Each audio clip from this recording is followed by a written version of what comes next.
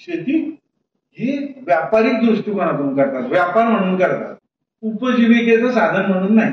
मी विदर्भाला कमी लेखायचं म्हणून सांगतोय, कृपया असा गैरसमज करू नका. जे काही पारंपरिक पद्धतीची जी आपली शेती आहे ती आपल्याला पुढे नेऊ शकेल का, हे जे विचार आहेत, म्हणजे शेती ही नफ्याची होऊ शकते.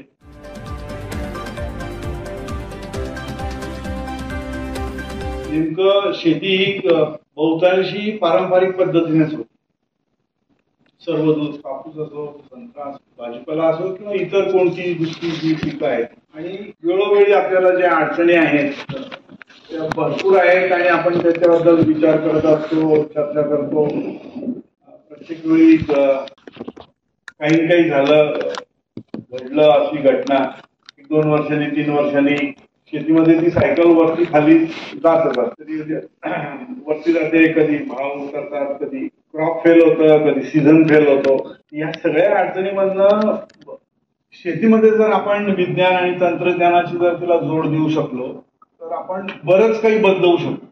इन्क्लुडिंग आता सध्या जे हवामान बदल आणि त्याच्यामुळे होणारे ज्या अडीअडचणी आहेत, किंवा आम्ही पारंपरिक पद्धतीने जे काही कापूस करतो किंवा संत्राई करतोय, ह्या सगळ्यांच्या ज्या अडचणी आहेत त्या नेमक्या त्याच्यातून बाहेर कसं येता येईल, आणि ते सगळं तुम्हाला इथे बघायला मिळतंय किंवा समजून घ्यायला मिळतं. हे करत असताना पिकाच्या आपल्या शेतीच्या दोन्ही तिन्ही साईड आहेत वेगवेगळ्या. तर जे प्लांटिंग मटेरियल आहे, म्हणजे जी रोपं असतात, कलम आहे किंवा सीडलिंग आहे किंवा बियाणं आहे, खरं त्याच्यावर आमचा जास्त भर आहे की ते जिथपर्यंत चांगलं आपल्याला मिळत नाही, जसं पाहिजे तसं मिळत नाही, तिथपर्यंत मग आपल्याला उत्पादनाची हमी मिळते. तर तो एक दृष्टिकोन सुद्धा आम्ही याच्यामध्ये ठेवलेला आहे आणि ठेवतो. त्याच्यामुळे तुम्ही बघितलं असेल की आपल्या ज्या जशी आपण नर्सरी म्हणतो, आम्ही त्याला नर्सरी न म्हणताना प्लांट फॅक्टरी म्हणतो. कारण आहे की जवळजवळ 12.5 कोटी जर झाडं बनवतो, 15 कोटीपर्यंत झाडं बनवून जातात आणि प्रत्येकाची वेगळी निगा घ्यावी लागते. तर जर नर्सरी सारखा विचार केला तर ते शक्य नाही. त्याच्यासाठी एक इंडस्ट्रीयल एक वेगळं स्टँडर्ड उभारून आणि त्या पद्धतीने झाडं बनवायचा आणि बनवून पुढे देण्याचा आमचा सगळं सेटअप तशा पद्धतीचं आहे. सांगायचं झालं तर म्हणजे की जिथपर्यंत शेतकरी पोहोचलाय, समजा गेळतुरीचे शेतकरी भात करताय, अशी वेगवेगळी पिकं घेऊया आपण. जसं कापूस आहे, पर्टिक्युलरली विदर्भामधला कापूस हा सर्वात जास्त कापूस महाराष्ट्रात विदर्भात पिकतो. पण मग त्याच्यापैकी 90% आजही हा म्हणजे रेनफेड आहे. म्हणजे थोडंसं बोली भाषेत म्हणायचं झालं तर देवाच्या भरोशावर, झाला तर झाला, नाही झाला तर नाही झाला. जिथे आपण थांबलेलं आहे त्याच्या पुढे आपण जाऊ शकतो का, आणि आपण जाऊ शकतो तर मग जात का नाही, का थांबून गेलं, असे बरेचसे विषय आहेत. आणि त्या विषय मोठे आहेत, सगळ्यांना आपण सोडवू शकतो असंही नाहीये. पण आमचा हा एक प्रयत्न आहे की ही जेवढी काही विषय आहेत वेगवेगळी, पाण्याशी संबंधित असो, पिकाशी संबंधित असो, त्याची उत्पादन कमी जास्ती होत आहे त्याच्याशी संबंधित असो, किंवा डिसीज मॅनेजमेंट आहे, किंवा कोणत्या पद्धतीने केल्याने आपल्याला झाडांची उत्पादन जास्त घेता येईल, असे जे वेगवेगळे विषय आणि आहेत त्यावर अभ्यास करून आणि नवीन पॅकेज ऑफ प्रॅक्टिसेस तयार करायचे आणि त्या शेतकऱ्यापर्यंत पोहोचवायच्या, हा आमचा उद्देश आहे. ठीक आहे, कारखाने आहेत, माल बनवतो, माल विक्री करतो, पण या दोन गोष्टी वेगळ्या. इथे तुम्ही बघताय सायन्स आणि टेक्नॉलॉजी किंवा ऍक्च्युअल जे शेतीचे मॉडेल तयार केलेले, तर त्याच्या मागून हे जे वेगवेगळे विषय आहे आणि जे नवीन पॅकेजेस तयार केलेले, ते तयार करताना आम्ही हे लक्षात ठेवतो की आम्ही तयार केलेलं मॉडेल हे शेतकऱ्याला अवलंबता आलं पाहिजे विदाऊट एनी अडचण. असं नाही झालं पाहिजे की एक नवीन काहीतरी तंत्रज्ञान निर्माण केलं, पॅकेज निर्माण केलं आणि मग ते चालवायला तुम्हाला ॲग्रोनॉमिस्टच पाहिजे, म्हणजे शेतकरी करू शकत नाही, किंवा इंजिनियरच पाहिजे ते चालवा. तर तसा आपण विचार करत नाही, तसा केलेला नाही. आणि जे तयार करून दिलेलं आहे मग ते अशा पद्धतीने दिलेलं आहे की त्याच्यामधून हे सगळं बाहेर आपल्याला शेतकऱ्यापर्यंत सहज पोहोचवून त्याला सुद्धा अवलंब त्याचा करता येईल. काही लोकांनी नागपूरच्या आजूबाजूला केळी सुद्धा करायला सुरुवात केली. काही लोकांनी फार चांगली केळी सुद्धा केली. काही लोकांना जमली नाही, कारण की तो परत पारंपरिक पद्धतीनेच विचार करू लागला, तर मग त्यांना ती जमली नाही. तर आपण जे काही इथं बघितलं त्याच्यापैकी बहुतांशी, म्हणजे 100% नाही म्हणता येणार, परंतु मेजॉरिटी सगळं आपल्याला तिथं नेता येईल, दाखवता येईल आणि करता येईल. हा म्हणजे महत्वाचा त्याच्या मागचा आमचा उद्देश आहे की हे शेतकऱ्यांपर्यंत पोहोचवलं, त्याच्या एकूण शेतीमध्ये जर काही आपण बदल आणू शकलो, बदलाच्या पुढे जाऊन जर परिवर्तन आणू शकलो, त्याचा त्याला फायदा होईल आणि फायदा व्हावा या दृष्टिकोनातून आपण याचं आयोजन करतो. मोठे भाऊंनी म्हणजे आमच्या वडिलांनी त्यांचं संपूर्ण आयुष्य या गोष्टीवरच केंद्रित केलेलं होतं. स्वतः शेतकरी होते.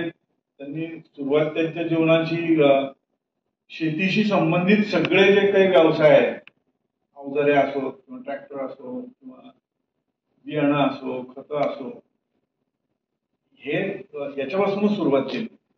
आणि मग हळूहळू पुढे जात वेगवेगळे मॉडेल उभे राहत गेले आणि मग ड्रीप इरिगेशनची इंडस्ट्री आपण उभी केली. आपल्या भारतामध्ये नव्हतं अगोदर ड्रीप इरिगेशन ही इंडस्ट्रीज नव्हती, तर ती शून्यातून संपूर्ण भारतामध्ये एक नवीन इंडस्ट्री उभी राहिली. पारंपरिक पद्धतीने सिंचन हेच आपल्याला माहिती होतं आणि त्याच पद्धतीने सिंचन सुरू होतं. पण तसं न करताना सिंचनाच्या वेगवेगळ्या नवीन पद्धती काय असू शकतात, त्या पिकांच्या गरजा कशा पूर्ण करतील आणि तसा विचार करून ते उभं राहिलं. टिश्यू कल्चरचं तंत्रज्ञान आपण उभं केलं. आज 11 किलो केळीचं रास आणि घड मिळायचा, 18 महिन्यात व्हायची केळी, 18 महिन्यात निसवायची. आज 11-12 महिन्यात निसवतो आणि 26 किलो 30 किलो पर्यंत आपण जातोय. तुम्ही शेतकऱ्यांशी जर बोलला असाल तर कितीतरी शेतकरी आले असतील तर सांगतील. तर अशा एक प्रकारचं जे तंत्रज्ञान आहे तशा पद्धतीने आपण त्याला पुढं नेतोय. ठिबकचं जरी म्हणायचं झालं तर ठिबक सिंचन म्हणून आता त्याच्याकडे बघणं हा म्हणजे थोडासा जो दृष्टिकोन आहे ना तो इथं आपल्याला वाढवावा लागेल. ही फक्त पाणी देण्यासाठीची म्हणून पद्धती नाहीये ठिबक पद्धत. त्याच्यामधून तुम्ही तुमचं खत अन्नद्रव्याचं संपूर्ण नियोजन करू शकता. आपण बघितलं असेल तर आपण पिकांना जी माती असते ती घट्ट होऊन जाते कायम पाणी देऊन देऊन. तर ती त्या अडचणी असो किंवा आपल्याला पाण्याबरोबर जर ऑक्सिजन द्यायचं म्हणजे हवा सोडायची आहे तर ती सुद्धा आपल्याला या ड्रीपच्या माध्यमातून सोडता येते किंवा सोडवतो. तर पीक जे आहे त्याच्या ज्या ग्रोईंग कंडिशन ज्या आहेत त्या ऑप्टिमाइज कशा करता येईल, म्हणजे पोटेन्शियल हे प्रत्येकामध्ये असं आपण म्हणतो, म्हणजे प्रत्येक माणसामध्ये कोणी ते अचीव्ह करू शकतो, कोणी करू शकत नाही, कोणी कमी करतं जास्ती करतं. तर तसं शेतीमध्ये पोटेन्शियल आहे, पण मग नेमकं आपण ते त्याच्यापर्यंत पोहोचू शकतोय का, तर प्रश्न उत्तर असतं येत आहे की नाही. तर मग नेमकं ते जे पोटेन्शियल आहे त्याच्यापर्यंत पोहोचण्यासाठी काय केलं पाहिजे, किती काय वेगळ्या पद्धतीने विचार करून काम करून कसं ते करता येईल, ते सुद्धा या सगळ्यांच्या द्वारे आपण म्हणजे शेतकऱ्यांपर्यंत पोहोचवायचा आपला प्रयत्न आहे. तशा पद्धतीने आपण ते पोहोच करत आहोत. थोडस विदर्भाचं मला तुमची सगळ्यांची म्हणजे संवाद करण्याचा एक महत्वाचं कारण असं होतं की तुमची साथ हवी आणि माझ्या म्हणण्याचा कृपया कोणी चुकीचा अर्थ काढू नका किंवा मी टीका करत नाहीये. आपण एक चर्चा करतोय खुली, अशा पद्धतीने तो विषय घ्या. एक संत्रा पीक महाराष्ट्रामध्ये 4-5 पिकं महत्वाची बघा. एक संत्रा, खानदेशमध्ये आलं तर केळी, कोकणात गेलो तर आंबा, त्याच्यामध्ये भर पडली होती द्राक्ष आणि डाळिंब. महत्वाची अशी 5च पिकं सगळीकडे चर्चिली जातात महाराष्ट्र म्हटलं की, आणि रिजन वाईज जरी तुम्ही बघितली तर, आणि ऊस आहे पश्चिम महाराष्ट्र, पण तो आता सगळीकडेच आहे, कारखाने सगळीकडेच झाले. तर त्यातल्या त्यामध्ये भरपूर ह्या सगळ्या पिकांमध्ये आपण प्रगती झालेली बघतो. आणि मग नेमकं ज्यावेळेस आपण बघतो की कापूस आणि संत्रा हे जे 2 विदर्भाची मुख्य पिकं आहेत, त्याच्यामध्ये जेवढी प्रगती व्हायला पाहिजे किंवा जो बदल व्हायला पाहिजे होता, किंवा शेतकऱ्यांच्या ज्या इन्कमचा सोर्स आहे, म्हणजे त्यांचं जे उत्पादन आहे ते जे वाढायला पाहिजे होतं ते वाढलं. त्याची चर्चा भरपूर होते, पण मग त्याच्यावर जो मार्ग काढायचा आहे किंवा त्याच्यासाठी जे काम झालं पाहिजे त्याच्यामध्ये कुठेतरी कमी पडतोय का, तर त्याच्यातून आपल्याला कसं बाहेर काढता. संत्रा पीक आहे सर, आणि केळी आहे. केळीला आजपर्यंत जीवनामध्ये 2003 पर्यंत केळी हे पीक नव्हतं. केळी हा भाजीपाला वर्गात मोडत नव्हता, फळांचा दर्जा मिळत नव्हता, काहीच नव्हतं. याला जीवनामध्ये आजपर्यंत पॅकेज मिळालं नाही, हमी भाव मिळाला नाही, कुठल्याही प्रकारचा सरकारचा सपोर्ट मिळाला, तरी सुद्धा स्वतःहून उभा राहिला. स्वतःची त्यांनी बाजारपेठ निर्माण केली. एक 45,000 हेक्टरचं क्षेत्र आहे. भारताची 20% केळीची गरज पुरवते. तिथेच म्हणजे जे काम आपल्याला केलं पाहिजे म्हणजे ऍग्रिकल्चरशी संबंधित जे आपण माणसं आहोत, कंपनी असो, आमची माणसं असो, आपण असा शेतीशी संबंधित, आपल्याला थोडस जागरूकता त्याच्याशिवाय. अजून एक दुसरा विषय मला तुमच्याशी सांगायचा आहे, थोडस विचार करण्यासारखा आहे असं मला वाटतं. आपण गडचिरोलीहून निघूया आणि मुंबईपर्यंत जाऊ. ते गडचिरोली, भंडारा दोन्ही तिन्ही जिल्ह्यांमध्ये शेतकऱ्याचं उत्पन्न 10-15 हजार रुपयाच्या पेक्षा जास्त नाही. नागपूरला आलं थोडं जास्त आहे, 30-35 पर्यंत. तिथून पुढे आला अमरावतीमध्ये 50 पर्यंत, 60 पर्यंत ऍव्हरेज म्हणतो. पण एखादा शेतकरी स्वतःहून मोठं काम करत असतो. खानदेशमध्ये या लाख रुपये किंवा त्याच्यापेक्षा जास्त जातो. इथून आपण नाशिकला आणि पालघरला जातो, पुढे मुंबईपर्यंत जायच्या, तो 1.5 लाखाच्या वरती कमवतो एकरी उत्पादन. हाच महाराष्ट्र, ह्याच महाराष्ट्राचा माणूस, हाच महाराष्ट्राचा शेतकरी हा फरक का, किंवा थांबल्यासारखा आहे असं वाटतं का? म्हणजे जे आहे त्याच्यात समाधानी आहे, त्याच्यापेक्षा पुढे जायचंही नाही, बघायचंही नाही, थांबून जायचं. याचं एक कारण हे असू शकतं का की शेतीमध्ये आपण आपली जी स्वतःची ही कशाला मानतो, म्हणजे शेती म्हटली जसं आता कोणी शिकला माणूस, तुझं कॅपिटल काय आहे त्याला विचारलं तर डिग्री आहे किंवा काय पैसा आहे, जमीन आहे, असंच उत्तर येते. मग विदर्भाचं कॅपिटल काय आहे शेतकऱ्याचं? सगळ्या शेतकऱ्याचं बोलूया आपण. तर शेतकऱ्यांचं कॅपिटल काय?